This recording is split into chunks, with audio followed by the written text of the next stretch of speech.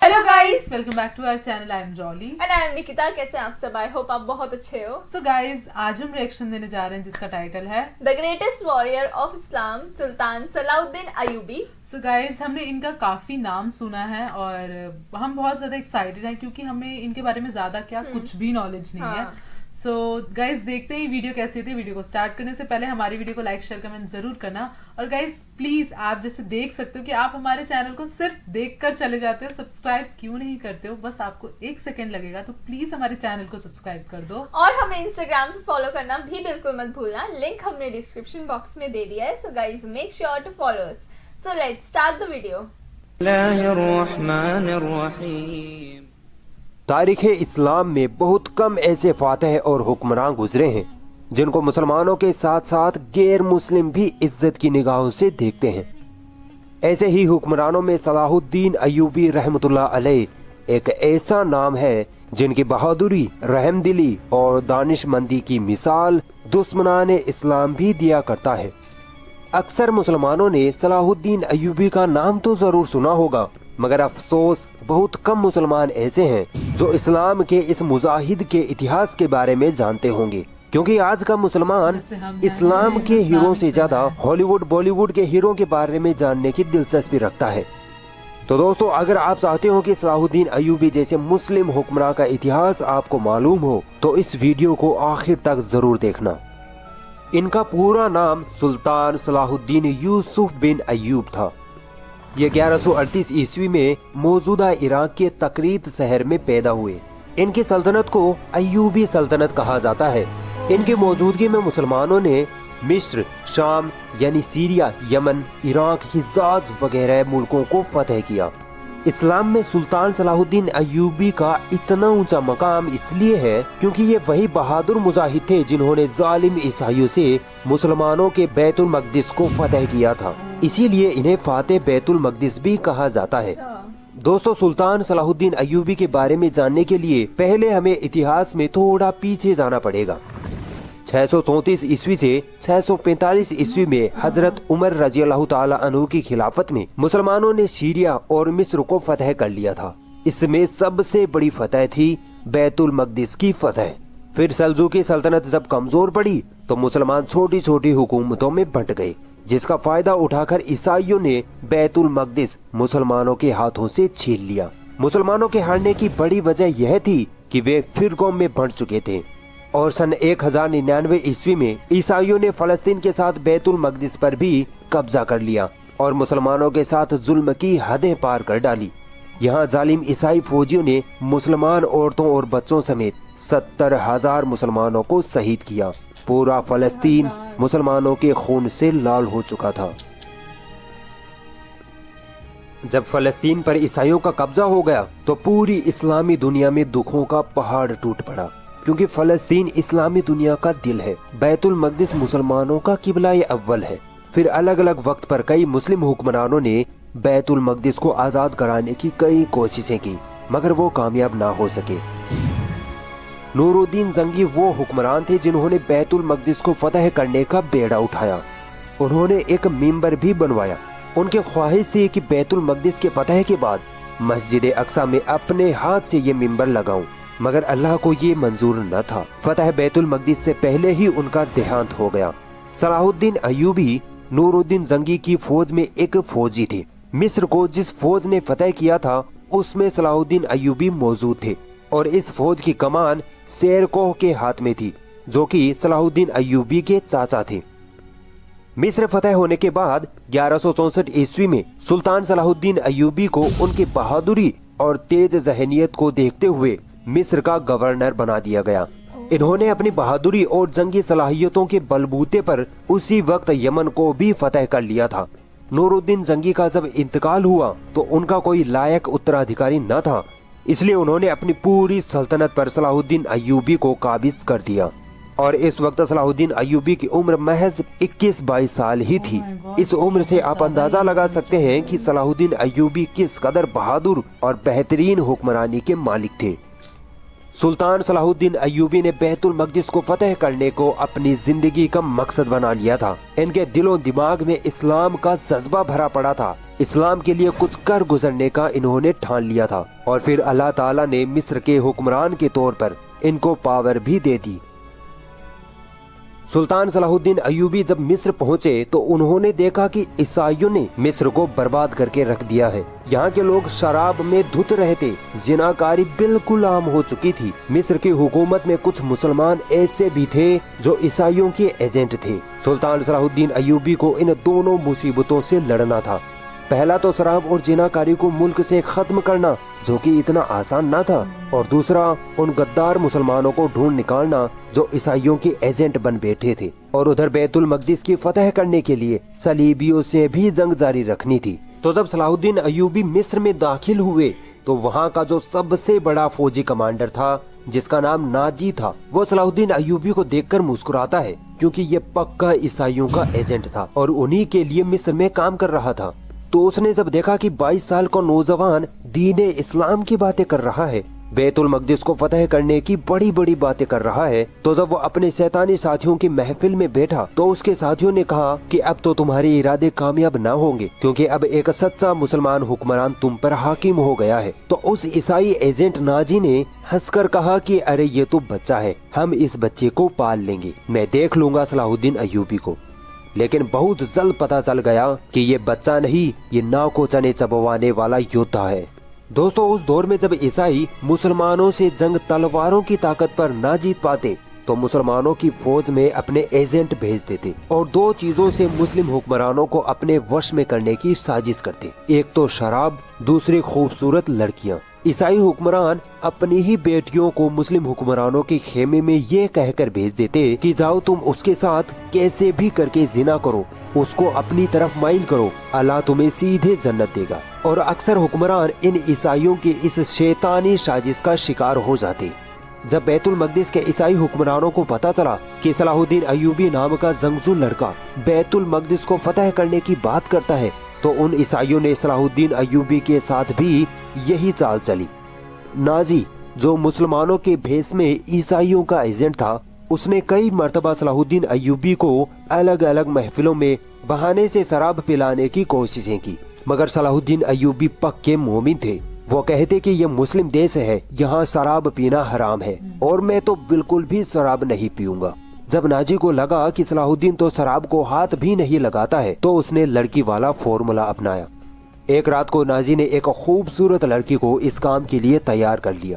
پھر صلاح الدین ایوبی کے پاس آ کر بولا کہ سلطان، ایک لڑکی پریشان ہے، بہت دور سے آئی ہے، آپ سے بڑی امیدیں لگائی ہوئی ہے، وہ آپ سے ملنا چاہتی ہے۔ سلطان صلاح الدین ایوبی نے کہا کہ ٹھیک ہے، بلا لو۔ ناجی نے کہا نہیں سلطان، وہ آپ سے اکیلے میں ہی اپنی پریشانی بتانے کی ضد کر رہی ہے۔ تب سلطان صلاح الدین ایوبی مسکرائے، کیونکہ ان کو اندازہ ہو گیا تھا کہ یہ بدبخت مجھے کس سازش میں پھنسانا چاہتا ہے۔ مگر سلطان صلاح الدین ایوبی نے کہا کہ ٹھیک ہے، میں میرے خیمے میں جا رہا ہوں، لڑکی کو بھیج دینا۔ پھر اس لڑکی کو بھیجا گیا، حالانکہ پوری پلاننگ یہ تھی کہ اس لڑکی کو کہا گیا تھا کہ تم جاؤ اور کسی نہ کسی طرح سلطان کے ساتھ فحش حرکتیں کرو اور سلطان کو اپنی طرف مائل کرو، اور اگر تم سلطان کو ایک گلاس بھی شراب پلا دو تو جو تم مانگو گی وہ تمہیں دیا جائے گا۔ مگر جب لڑکی اندر گئی تو صلاح الدین ایوبی نے اسے دیکھتے ہی اپنے کندھے سے چادر اتاری اور اس لڑکی کو دی اور کہا کہ اس سے اپنا بدن ڈھک لو۔ اس عمل سے وہ لڑکی اپنے آپ پر شرمندہ ہو گئی۔ صلاح الدین ایوبی نے اس سے پوچھا کہ تمہارے ماں باپ کون ہیں؟ تو وہ لڑکی اس سوال کا جواب نہ دے سکی، کیونکہ عیسائی ایسی ہی لڑکیوں کو بچپن میں ہی کہیں سے اغوا کر لیا کرتے تھے اور اس طرح کے کاموں کے لیے ان کی خاص پرورش کیا کرتے تھے۔ پھر وہ لڑکی روتے ہوئے بولی کہ ان لوگوں نے مجھے آپ کے ساتھ فحش حرکتیں کرنے کے لیے بھیجا تھا۔ سلطان صلاح الدین ایوبی مسکرائے اور کہا کہ جاؤ، ان سے کہہ دو کہ جو کام تم نے کہا تھا وہ میں نے کر دیا۔ جب وہ لڑکی اپنے سرداروں کے پاس گئی تو اگلے ہی دن نازی اٹھا اور شور مچانے لگا کہ دیکھو، ہمارا سلطان تو شرابی ہے، وہ تو لڑکیوں کے ساتھ زناکاری کرتا ہے۔ جب سلطان صلاح الدین ایوبی اپنے خیمے سے باہر آئے تو لوگوں میں ان کی باتیں چل رہی تھی۔ سلطان نے کہا کہ ذرا اس لڑکی کو تو پوچھ لو کہ رات کو کیا ہوا تھا۔ جب لڑکی کو بلایا گیا تو اس لڑکی نے سب کے سامنے کہا کہ جس خدا کو میں مانتی ہوں اس کی قسم، میں نے صلاح الدین جیسا بہادر اور شریف انسان آج تک نہیں دیکھا۔ میں رات بھر ان کے ساتھ رہی مگر سلطان نے ایک غلط نگاہ بھی مجھ پر نہ ڈالی۔ پھر اس ناجی کا کالا منہ ہوا۔ تو دوستو یہ کردار تھا سلطان صلاح الدین ایوبی کا، اور ایک کردار آج ہمارا ہے جو واٹس ایپ اور فیس بک صرف اس لیے چلاتے ہیں تاکہ لڑکیوں کو پٹا سکیں۔ جب عیسائیوں کی شراب اور لڑکی والی سازش کام نہ آئی تو انہوں نے سلطان کو قتل کرنے کی تیسری سازش رچنی شروع کر دی۔ ان لوگوں نے حسن بن صباح سے مدد مانگی جو دنیا کا بدترین انسان تھا۔ کہتا تو اپنے آپ کو مسلمان تھا مگر اصل میں باطنی تھا۔ اس نے اپنے لوگوں کی ایک ایسی فوج بنا رکھی تھی جو بڑے بڑے لوگوں کو کسی بھی حالت میں مارنے کی طاقت رکھتی تھی، اور آج ہم اس فوج کو اسیسینز کے نام سے جانتے ہیں۔ الگ الگ وقت پر 3 بار اسیسینز نے سلطان صلاح الدین پر حملہ کیا مگر وہ ہر بار ان لوگوں کو مار گراتے، یہاں تک کہ یہ اسیسینز سلطان صلاح الدین کی فوج میں ان کے باڈی گارڈ کے روپ میں بھی شامل ہو گئے تھے۔ اور ایک دوپہر جب سلطان صلاح الدین ایوبی اپنے خیمے میں سو رہے تھے تب ان اسیسینز نے موقع پا کر سلطان پر حملہ کر دیا، مگر سلطان نیند میں بھی جنگ کی حالت میں ہوتے تھے۔ حملہ نشانے پر نہیں لگا تو سلطان کی آنکھ کھل گئی اور ایک پل میں ہی سلطان نے جان لیا کہ یہ فدائی یعنی اسیسینز ہے۔ تو سلطان نے اسی وقت اپنے مکے سے اس فدائی کے سر پر ایسی چوٹ ماری کہ اس فدائی کے سر کی ہڈی ٹوٹنے کی آواز آئی اور وہ وہیں گر پڑا۔ عیسائی حکمران پریشان ہو چکے تھے کہ اس سلطان سے کیسے نپٹا جائے۔ ہڈی تک ٹوٹ گئی۔ جب سلطان صلاح الدین ایوبی نے مصر میں اپنی حکومت مضبوط کر لی تو انہوں نے بیت المقدس کی طرف چڑھائی کرنے کا ارادہ کیا۔ ان میں جہاد کا جوش کوٹ کوٹ کر بھرا ہوا تھا۔ ان کی زندگی کا صرف ایک ہی مقصد تھا، وہ تھا بیت المقدس کی فتح۔ ہتین کے میدان میں مسلمانوں کی عیسائیوں سے بھیشن جنگ ہوئی۔ سلطان صلاح الدین ایوبی کی فوج عیسائیوں کا صفایا کرتے ہوئے بیت المقدس کی اور بڑھ رہی تھی۔ عیسائیوں کے فوجی مارے جا رہے تھے، یہاں تک کہ خود سلطان صلاح الدین ایوبی دشمنوں کے بیچ جا کر دشمنوں کے سر قلم کر رہے تھے۔ ہزاروں عیسائیوں کو جنگ میں قتل کر دیا گیا اور کئی ہزاروں کو گرفتار کر لیا گیا۔ سلطان صلاح الدین نے آگے بڑھ کر بیت المقدس پر اسلام کا جھنڈا گاڑ دیا اور پورے فلسطین سے مسیحی حکومت کا خاتمہ ہو گیا۔ مسجد اقصی میں داخل ہو کر سلطان صلاح الدین نے وہ ممبر جسے نور الدین زنگی نے بنوایا تھا اپنے ہاتھوں سے مسجد میں رکھا، اور اس طرح نور الدین زنگی کی خواہش سلطان صلاح الدین ایوبی کے ہاتھوں پوری ہوئی۔ سلطان صلاح الدین ایوبی نے بیت المقدس کو فتح کرنے کے بعد ویسا کوئی اتیاچار نہیں کیا جیسا اس شہر پر قبضہ کرتے وقت یورپ کی مسیحی فوجوں نے مسلمانوں پر کیا تھا۔ سلطان صلاح الدین نے فدیہ لے کر عیسائیوں کو شہر میں رہنے دیا، تتھا جو عیسائی غریب تھے جو فدیہ نہیں دے سکتے تھے ان کے فدیہ کی رقم خود سلطان صلاح الدین ایوبی اور ان کے بھائی ملک العادل نے چکائی۔ جب یورپ کے عیسائی حکمرانوں کے پاس یہ خبر پہنچی کہ صلاح الدین ایوبی نے بیت المقدس پر قبضہ کر لیا ہے تو پورے یورپ میں کوہرام مچ گیا۔ ہر طرف لڑائی کی تیاریاں شروع ہونے لگی۔ جرمنی، اٹلی، فرانس اور انگلینڈ سے فوجیں فلسطین روانہ ہونے لگی۔ انگلینڈ کا بادشاہ ریچرڈ اور فرانس کا بادشاہ فلپ اپنی اپنی فوجیں لے کر فلسطین پہنچے۔ یورپ کی اس عیسائی سینا سے جس کی تعداد تقریباً 6 لاکھ تھی، 3 سال تک صلاح الدین ایوبی نے اکیلے ہی لگاتار جنگیں لڑی۔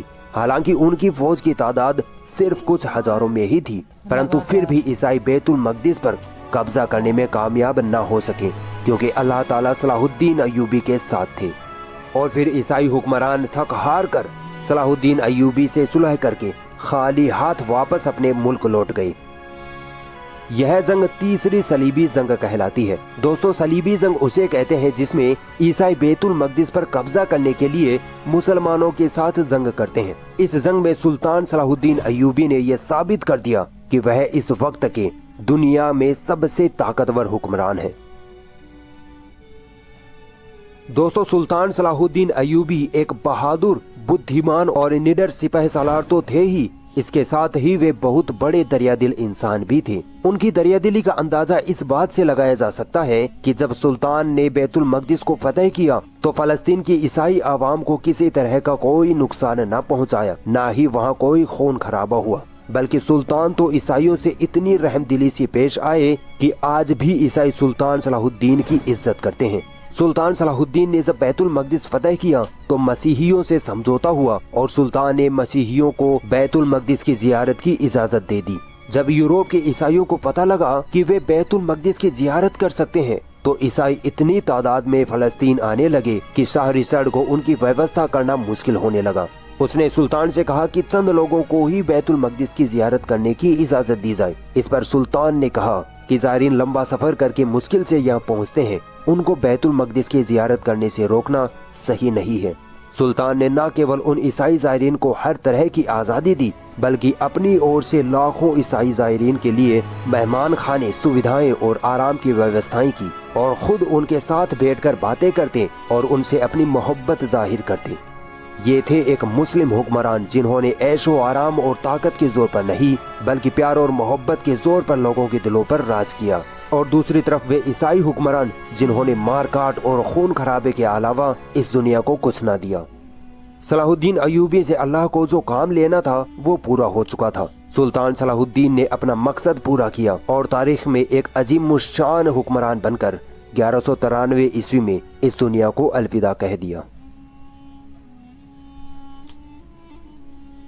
अगर ये वीडियो आपको पसंद आई तो इस वीडियो को लाइक जरूर करें और भी ऐसी इंटरेस्टिंग वीडियोस देखने के लिए हमारा चैनल सब्सक्राइब जरूर करें और इस घंटी को भी दबाएं ताकि जब भी हम कोई नई वीडियो डालें तो उसका नोटिफिकेशन आप तक सबसे पहले पहुंच जाए। सो गाइस, इस वीडियो से हमें उनकी मतलब पूरे उनका जैसे स्टार्ट उन्होंने किया, पूरी हिस्ट्री उनकी पता चली बताई है। और जिस तरह से हमने इनकी काफी ज्यादा वीडियो देखी है इस चैनल की, वो बहुत ज्यादा अच्छी तरह से एक्सप्लेन करते हैं, डिटेल में बताते हैं हर एक और अच्छे से समझाते हैं।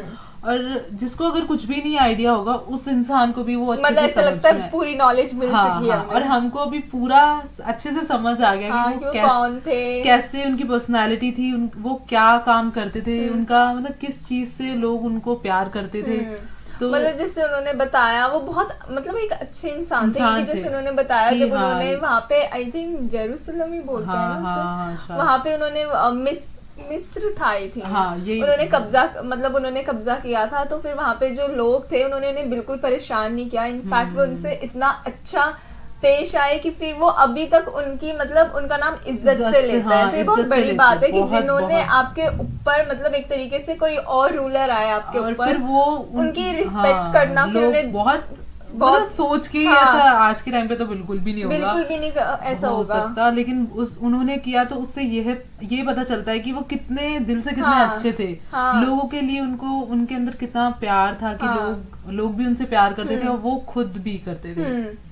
एंड बहुत पावरफुल थे। जैसे उन्होंने बताया कि वो असैसिन्स बोलते थे उन्हें, वो उनके रूम में उनकी हड्डी टूट गई थी। वो मतलब उससे पता चलता है कि उनके वो कितने ज्यादा स्ट्रॉन्ग भी कितने थे कि और इवन वो बता रहे थे कि जैसे कि वो सो रहे थे, वो सो रहे थे और वो तब उन पे हमला अटैक किया था और फिर वो एकदम से उठे एंड देन उन्होंने मारा तो उनकी की हड्डी टूट गई। और सर की हड्डी टूटने का मीन समझ में आता है क्योंकि सबसे ज्यादा स्ट्रॉन्ग हड्डियां सर पे होती मतलब सर ऑब्वियसली हेड का बहुत यार खुद ही सोचे एक मुक्के से तोड़ना। उन्होंने पर्टिकुलर ये वर्ड बोला, एक मुक्के से उन्होंने तोड़ा उसका, तो पता चलता है कि वो कितने ज्यादा स्ट्रॉन्ग थे और बहुत ही अच्छे। और मतलब जैसे वो बता रहे थे कि जब उन्होंने लड़ाई की, जब उनकी फाइट हुई थी उनसे, तो वो कितने लाख में थे एंड वो कितने थाउजेंड्स में थे। वो थाउजेंड्स में और हर बार जीते हैं। और वो 3 साल तक उन्होंने लड़ाई की और जीते हैं। बहुत बड़ी बात है ये।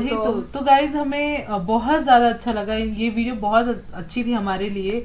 और गाइस आप लोग बताना आप लोगों की ये वीडियो कैसी लगी और आपको हमारा रिएक्शन कैसा लगा। अगर आपको हमारी वीडियो अच्छी लगी तो लाइक शेयर कमेंट जरूर करना और गाइस प्लीज हमारे चैनल को सब्सक्राइब करना बिल्कुल मत भूलना और हमें इंस्टाग्राम पे फॉलो करना भी बिल्कुल मत भूलना। लिंक हमने डिस्क्रिप्शन बॉक्स में दे दिया है। So guys make sure to follow us. सो मिलते हैं नेक्स्ट वीडियो में, तब तक के लिए बाय।